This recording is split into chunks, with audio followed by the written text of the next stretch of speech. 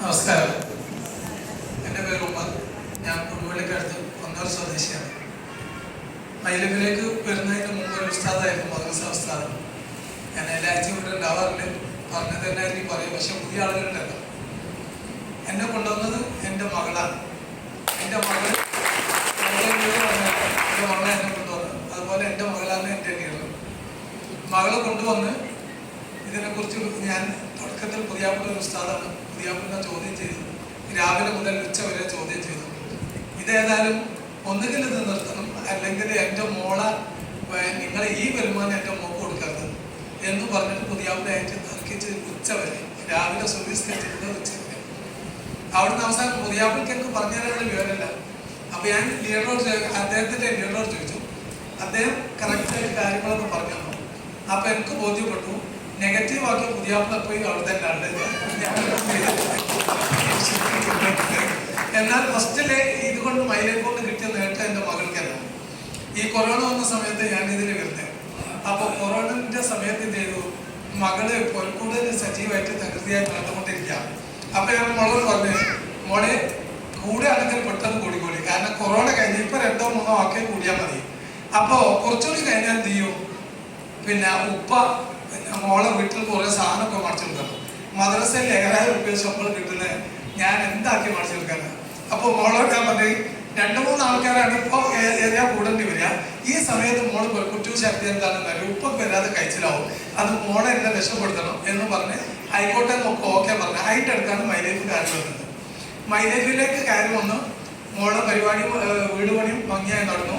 ചുരുക്കി പറയാം, അന്നപ്പോൾ മോളെ പെരുക്കൂട്ടിൽ 2-3 മാസം, ഞാൻ 4-5 മാസം കഴിഞ്ഞപാട് മോളെ വീട്ടുകൂടലിന് ഞാൻ മോളോട് പറഞ്ഞ ഒരു കട്ടിൽ പോലും ഞാൻ മടിച്ചു തരില്ല. കാരണം 7000 രൂപ ശമ്പളം കിട്ടുന്ന എനിക്ക് കൊറോണ വന്ന സമയത്ത് 3500 ആക്കി ചുരുക്കിയിട്ട് പിന്നെ എവിടുന്ന് മടിച്ചു കൊടുക്കാനാണ്. വേറെ ദുനിയാവിൽ അല്ലാതെ ലോകത്ത് വേറൊന്നുമില്ല. ഒരു 6 സെന്റ് ഭൂമിയിൽ തിന്നുണ്ട്. ഇന്നപ്പോഴും തേങ്ങ വീണാൽ അരക്കാൻ കിട്ടിയ ഒരവസ്ഥയിലാണ്. പിന്നെ കിടന്നുറങ്ങി നേരം നോക്കി പറഞ്ഞ പോലെ. അങ്ങനെ ഏതായാലും മോളെ പെരുക്കൂടലിന് മൈലേജിലേക്ക് വന്നു. മൈലേജിൽ നിന്ന് കിട്ടിയ വരുമാനം കൊണ്ട് 3 ലക്ഷത്തിന്റെ സാധനം മോളെ 3 ലക്ഷത്തിന്റെ സാധനം മാറ്റി കൊടുത്തിട്ട് അവസാനം മോളോട് ഞാൻ പെരുക്കൂടലിൻ്റെ അന്ന് ചോദിച്ചു, മോളെ ഇനി എന്താ വേണ്ടിയത്? എല്ലാം ഡൂപ്പാന്ന് പറഞ്ഞ് അവസാനോടെ പേര് മുറിച്ചിടുന്നേരം കൈവരിടുന്ന ഒരു കവറില്ലേ പെണ്ണുകൾ, ആ കവറില്ലാതെ മൈലേജിന്റെ പൈസ കൊണ്ട് വാങ്ങിയ കാറിൽ AC ഓൺ ആക്കിയിട്ട് എന്ത് ചെയ്ത് ഒരു കവറ് വാങ്ങാൻ നിരക്കിൽ പോയി ആ കവർ മനസ്സിലാക്കാനുള്ള ഒരു സത്യം എന്താണെന്നറിയോ, ഏതാൾക്കും ചെയ്യാൻ പറ്റിയ ബിസിനസ്സാണ് മൈലേജ്. ഞാൻ ഫസ്റ്റ് നോക്കി ഇതിൽ പിടിച്ചവരെയും കബളിപ്പിക്കലും വഞ്ചനയുണ്ടോ. ഒരു ഉസ്താദ് അന്നേരം മറ്റുള്ളവരോട് പറഞ്ഞാൽ അത് അപകടമാണോ. അപ്പോൾ ഫസ്റ്റ് പറഞ്ഞ അമീദ് ഉസ്താദിനോടാ.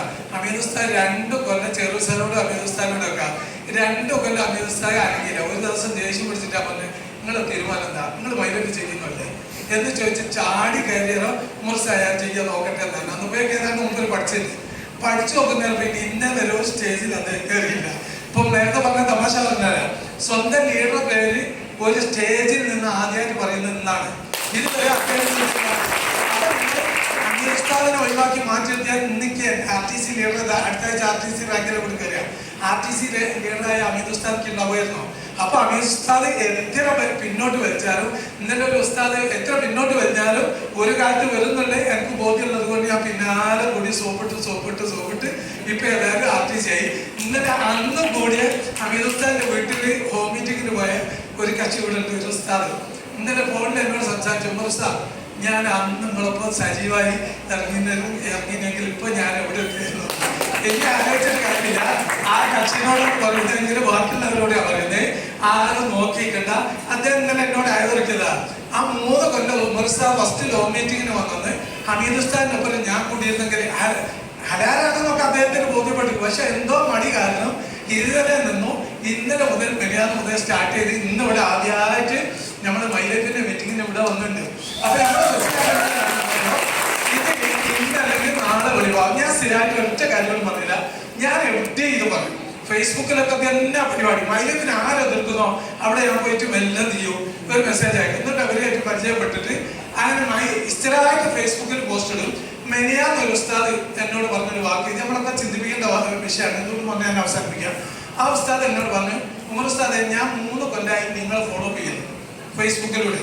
ഇത് ഉമർ ഉസ്താദ് എവിടെ എത്തും, എപ്പോഴാണ് പോലീസ് പിടിക്കുക, എന്തൊക്കെ ആകാന്നുള്ളത് എനിക്ക് അപ്പൊ നോക്കുന്നതിന് അയാൾ ഈ ഉസ്താദ് ആയതുകൊണ്ട് ഇത് ഹലാലാണെന്നുള്ള ചിന്തയായിട്ടാണ്. അവസാനം മൂപ്പർക്ക് ബോധ്യപ്പെടാൻ 3 കൊല്ലം എടുത്തിട്ടുണ്ട്. കഴിഞ്ഞ 2-3 മുന്നേ എന്നോട് പറഞ്ഞു, ഉസ്താദ് ഞാൻ 3 കൊല്ലം നിങ്ങൾ ഫോളോ ചെയ്യുന്നത്, എനിക്ക് നിങ്ങൾ മൈലൈഫിൽ ഐഡിയ എടുക്കണം. ഏർവാടിയാണ് അദ്ദേഹം ജോലി ചെയ്തത്. ഞാൻ അദ്ദേഹത്തിന് ഞാൻ അമീർ ഉസ്താൻ ഏൽപ്പിച്ചു കൊടുത്ത്, അമീർ ഉസ്താൻ കൊൽക്കത്താരുവിനെ ഏൽപ്പിച്ചു കൊടുത്ത്, ലീഡേഴ്സിനെ ഏൽപ്പിച്ചു കൊടുത്ത്, അവർ ഫോളോ ചെയ്ത് അവർ ഐഡിയ എടുത്തിട്ടുണ്ട്. അപ്പോ ഇന്നലെ മെനിയാന്ന് 2 ദിവസം അദ്ദേഹം രാവിലെ സൂം ക്ലാസ് ഉണ്ടാവാറുണ്ട്. രാവിലെ മുതൽ കൺക്ലൂഡിങ് ലാസ്റ്റ് പിരിയുന്നത് വരെ അദ്ദേഹം എന്തിനുണ്ട്, സൂമിലുണ്ട്. അപ്പൊ നമ്മൾ മനസ്സിലാക്കേണ്ടത് എന്താ, ആയിരക്കണക്കിന് ആളുകൾ ഇതുപോലെ നമ്മൾ എത്തിച്ചേർത്ത് കൊടുക്കാത്തത് കൊണ്ട് അവർ ഏതോ മായ ലോകത്താണ്. അതുകൊണ്ട് എല്ലാ നിമിഷം ഒരു നിമിഷമാണെങ്കിൽ ഇന്ന് ഇവിടുന്ന് ഇറങ്ങിയ പാട് ബസ് കാണുന്നവരോട് മുഴുവൻ പറയാം, എന്നിട്ട് അവരൊക്കെ രക്ഷപ്പെടുത്താനുള്ള ഒരു അവസരം കൊടുക്കുക. ഇത് മാത്രമാണ് എനിക്ക് പറയാനുള്ളത്.